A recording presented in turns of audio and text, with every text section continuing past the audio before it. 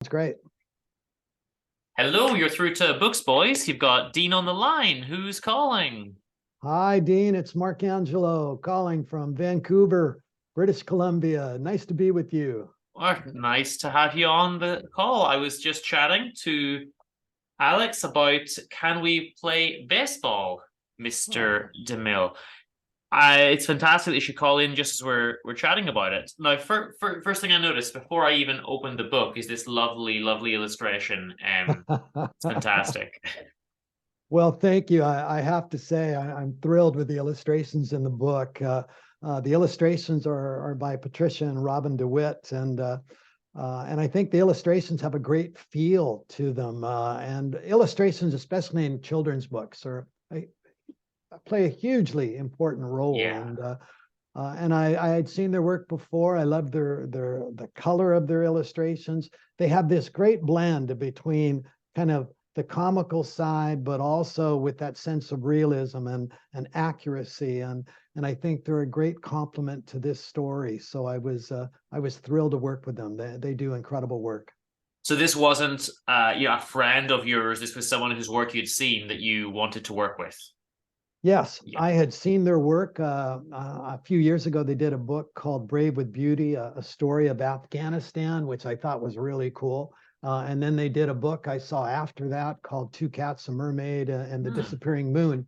And I knew just their style would fit in really well with this concept, this vision I had for this Hmm. particular book. The style is lovely. I mean, and I love that, as you say, the colors. This book obviously set in the 50s, and the animations just kind of bring it to life with those slightly muted colors. It's very well done. I love it. Well, that was the intent. I was thrilled with how it turned out. So, on from the illustrations, let's talk about the book itself. Question number one: is this completely real? Is there some fictional elements? No, this is completely real. You know, the children's books that I've written the last few years, they've all been true stories, but I've also tried to incorporate some important messaging in them Hmm. from my perspective. But I think the story itself, Can We Play Baseball, Mr. DeMille? I think it's a timely story.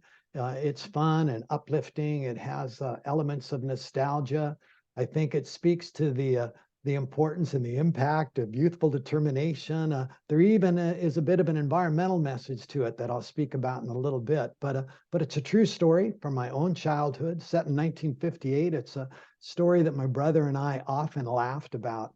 But it tells of a young boy and his friends and their love of a game and their very difficult search for a place to play ball which in turn leads to this incredible encounter with a Hollywood legend. And it's the kind of story, because there are so many different elements to it, it's the kind of story that I hope children will identify with. I believe they will. And it does center on a shy but determined young Mm. boy. But also for parents, I think it will hopefully get them thinking back to their own childhood and get them smiling in the process. Hopefully. Well, I want to ask you what the main message is you want for kids, because there's going to be two levels, I guess. The first level is sure, a kid can look at the book and think, oh, I like to play games. They're trying to play games. Cool. I can identify with that. But then what do you really want them to take away from it on a more meaningful level? Well, I think there are lots of different elements. You know, there's elements around, tenacity and believing in something and pursuing it. Uh, there are elements around overcoming nervousness, which as a Mm. boy I had to do before I actually went up to meet with Mr. DeMille. You have to say, hey, I have to do this. Uh, uh, there are some fun elements, around nostalgia and old Hollywood, but most importantly as well, I think there's an important message about just how significant and important nearby outdoor spaces to play are. Yeah. Uh, for instance, um, I, lo- I look at my own background. I've been an environmental advocate, my whole life, and writing this book made me even more cognizant of how my own childhood search for a place to play ball, how that influenced my later work as an environmental advocate and a proponent for accessible outdoor spaces for everyone Mm. to enjoy. Uh, and I know that as a child, I lived up in the Hollywood Hills. I loved where I lived. But the bottom line is there were few places to play anywhere nearby. Public parks were a long way away. And I Yeah. think in many cities, that's an unfortunate reality sometimes. So I try to make the point that accessible outdoor spaces for all, young and old, that they're important, whether it be parks or sports fields or outdoor spaces. They contribute greatly to our health, our well-being, and Absolutely. most importantly, they make our communities better places to live. They do indeed. And it's something that we need, obviously if you grew up in the countryside, you're fortunate to have a lot of open space. In cities, it's a lot tougher. And I think that's something that, whether it's local councils or governments or whatever, but we need to set some spaces aside, green space, something for the kids to play in, but also just somewhere for the adults to sit on a park bench, enjoy the day, do some reading. We need some open spaces.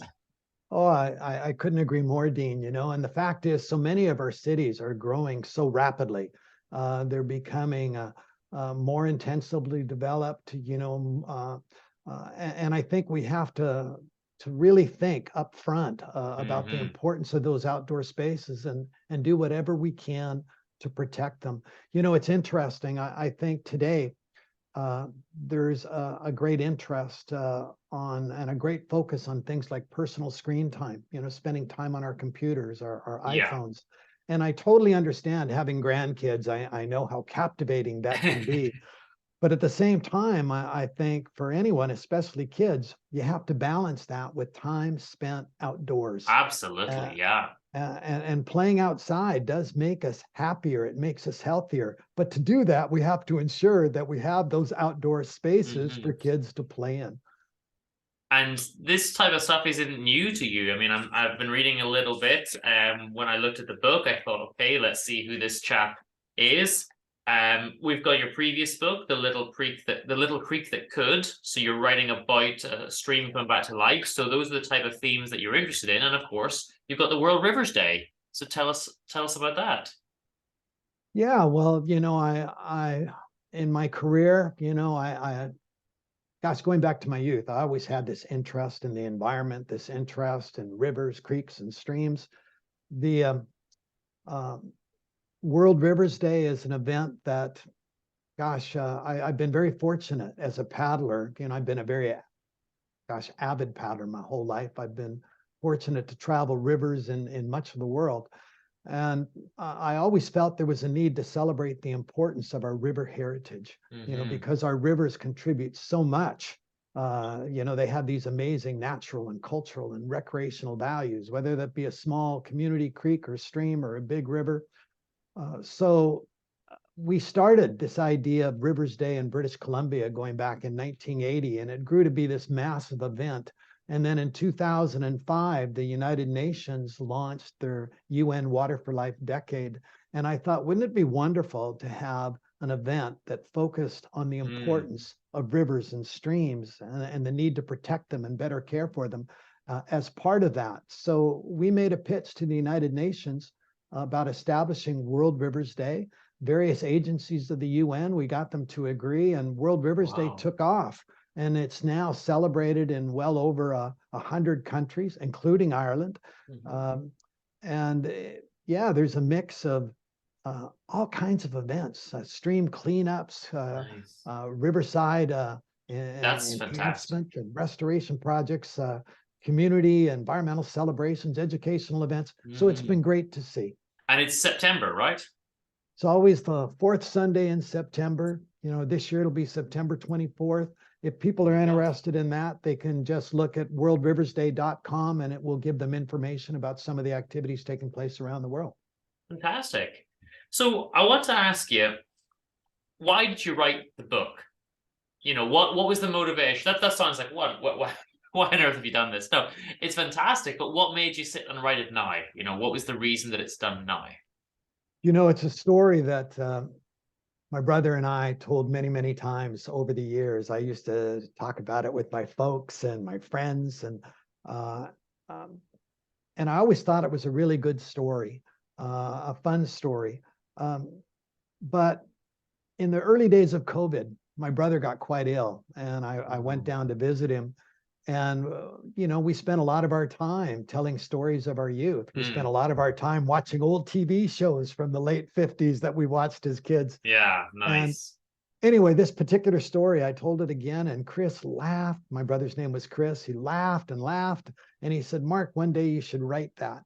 Well, my brother passed away shortly thereafter, and I thought, well, this is the time I should write it. And as you've seen in the first page, it is dedicated to the memory of my brother, and I think he'd be thrilled that I I'm finally sure. wrote the book. And my brother is referenced a few times in the book itself. Fantastic. It's good to do that, you know, to get those stories out there, especially if you've got one that you know it's funny, it's going to be one that people will like and relate to, you know. And there's even a little photograph of yourself there in 1958 in your baseball gear.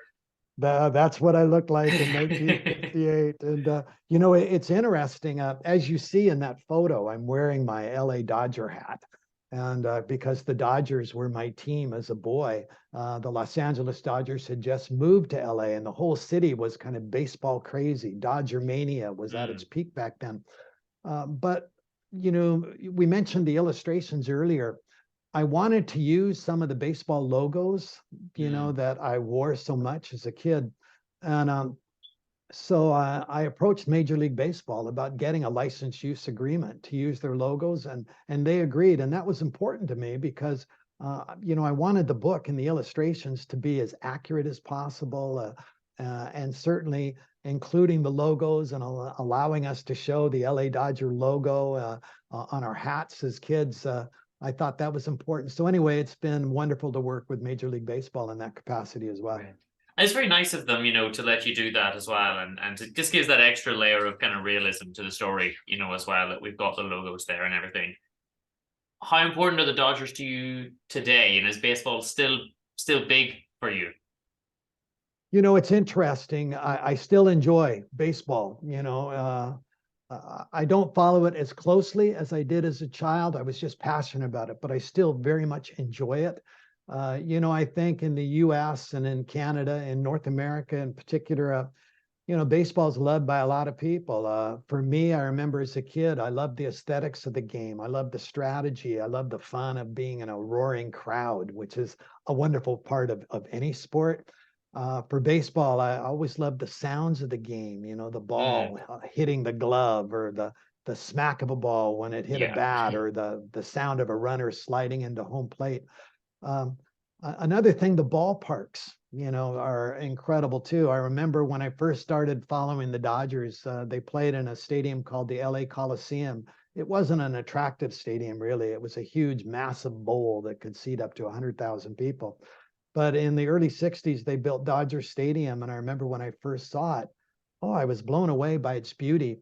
And it's interesting, whether you're an avid soccer fan, you look at stadiums around the world, whether you're an avid soccer fan or baseball fan, there's some gorgeous stadiums out there that, or even this past weekend, I watched Wimbledon, you know, and the center stadium, you know, at Wimbledon is this beautiful stadium in its own right.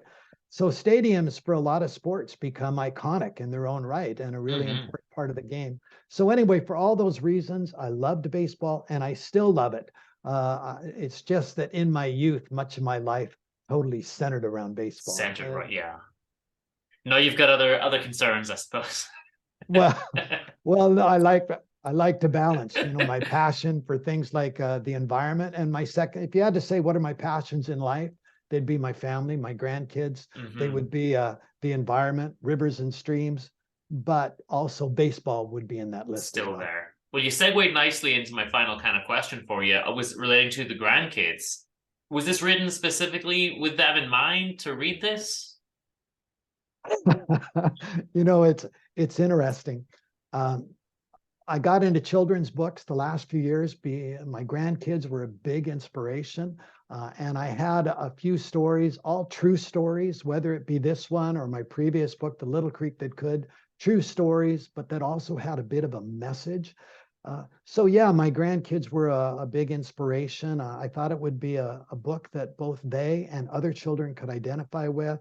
I think any child, when you talk about a kid's desire to play or their determination or the nervousness they feel sometimes in meeting an individual like Mr. DeMille, who was a Hollywood legend, perhaps the greatest person in film back then, and some would argue he still is, but also for parents, in that I think it it casts them back to a simpler time, those special years in our youth when during the summer, when our time, every day it's centered around playing with our friends. And Yeah, so the my good old hope days. is it'll make them smile in the process. And my objective for any book that I write is to produce a fun book that parents can enjoy reading aloud with their kids, Mm, and then in turn have some good conversations about it have afterwards. some discussion. Fantastic.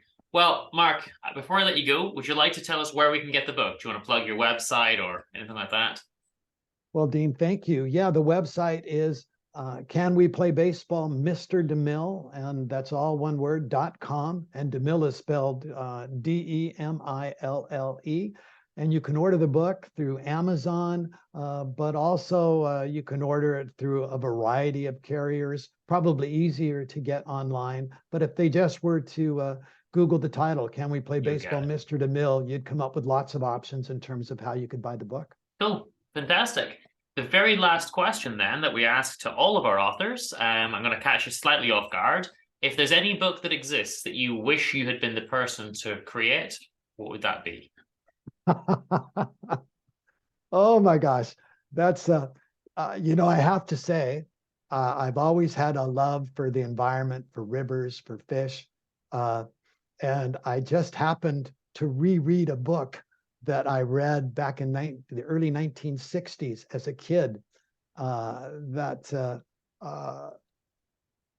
and I must admit, I totally enjoyed it. And this is just out of the blue. I wasn't expecting to answer Mm, this question, but I reread The Old Man and the Sea by Ernest Hemingway, lovely. Good and choice.